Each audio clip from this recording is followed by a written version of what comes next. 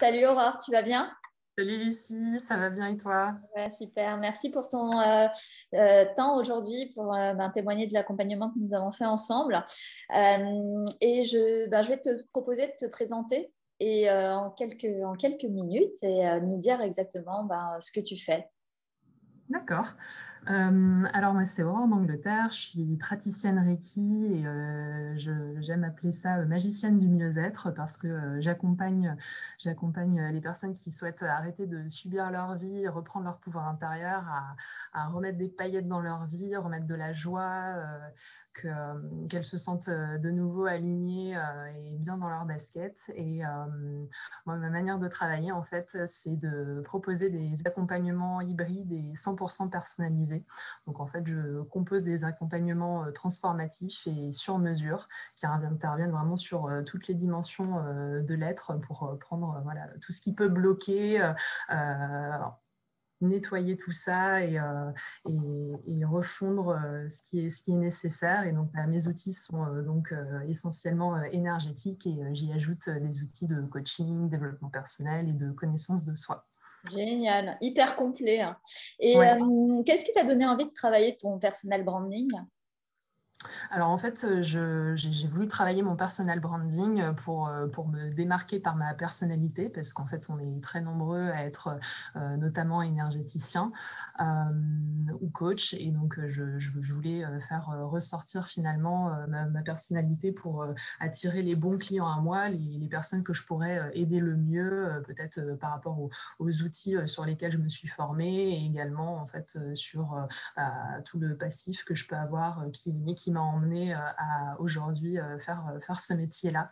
Donc, mettre en avant ma personnalité, également mes talents naturels. Et puis, c'est également parce que je suis en phase de lancement d'activité et également, du coup, pour partir sur de bonnes bases. J'ai découverte par ma précédente coach qui avait fait ta recommandation sur Instagram. Après, les messages que j'ai découverts au niveau de ton contenu, moi, ça a vraiment beaucoup résonné.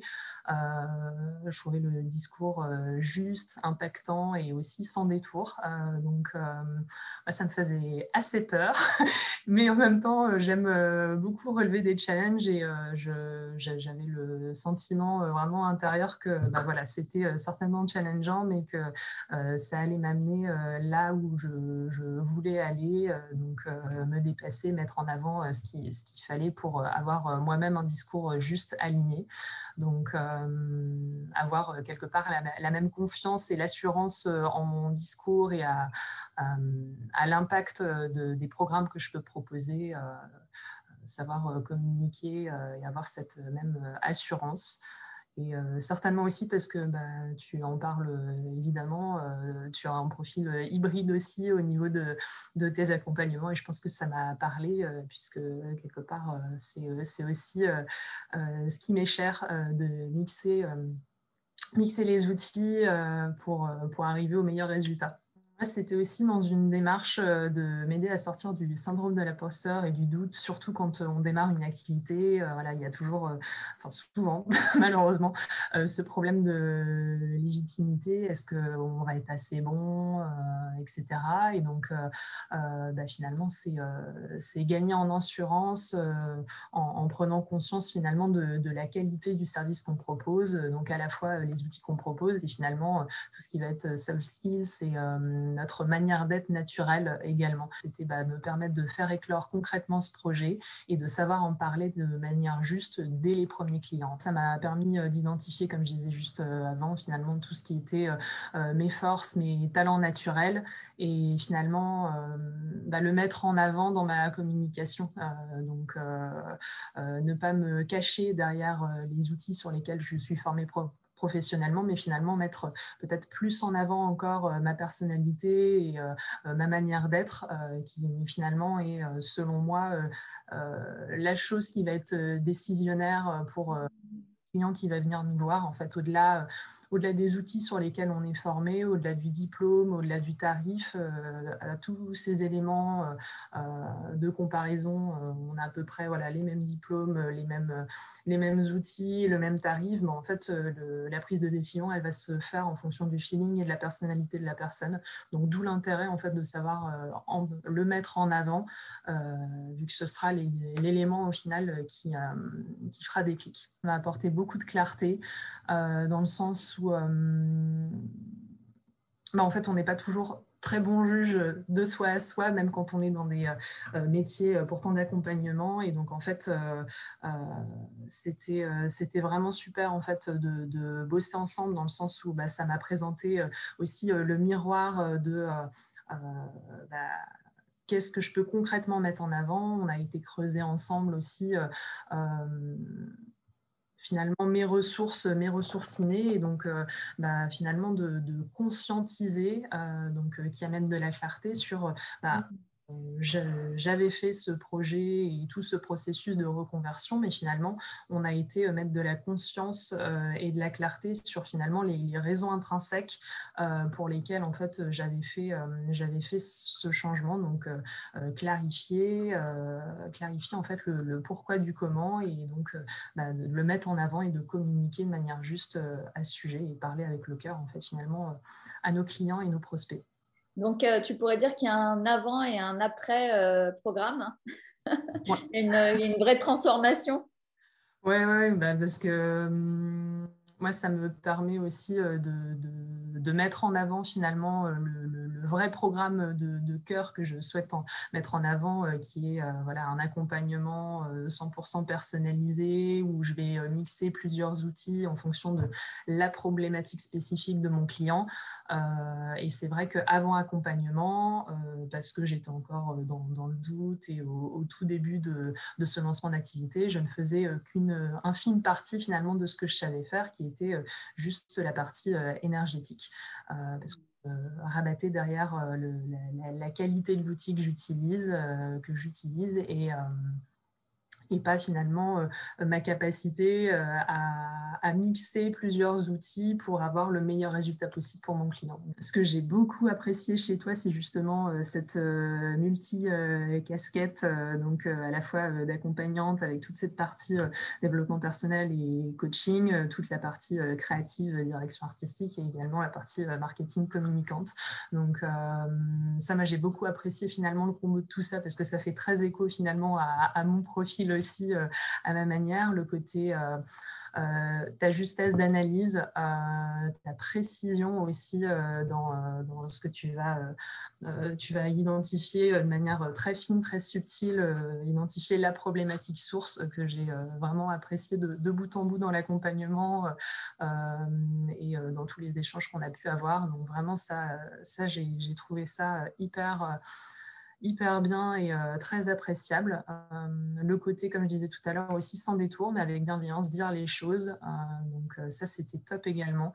Et ta disponibilité, en fait, tout au long du programme. Donc il y a des points réguliers, mais tu te tiens disponible si jamais j'avais des questions ou des petits points de blocage pour dénouer avant le prochain meeting. Donc ça, c'était top. Et j'aurais envie de te demander aussi quelle est finalement la transformation la plus marquante pour toi lors de cet accompagnement, en fait. Là où tu t'es dit, j'aurais jamais fait ça comme ça avant, en fait. Ouais. En fait, c'est très drôle parce qu'en fait, je crois que c'était la première séance one-to-one qu'on avait fait une fois le programme commencé. Tu m'avais demandé de quoi je ne voulais pas parler parce qu'il y avait, je ne l'ai pas précisé, mais ce que j'ai apprécié aussi, c'est dans l'accompagnement, il y a une mise en pratique au fur et à mesure, au fil de l'eau, qui permet d'avancer avec des exemples concrets.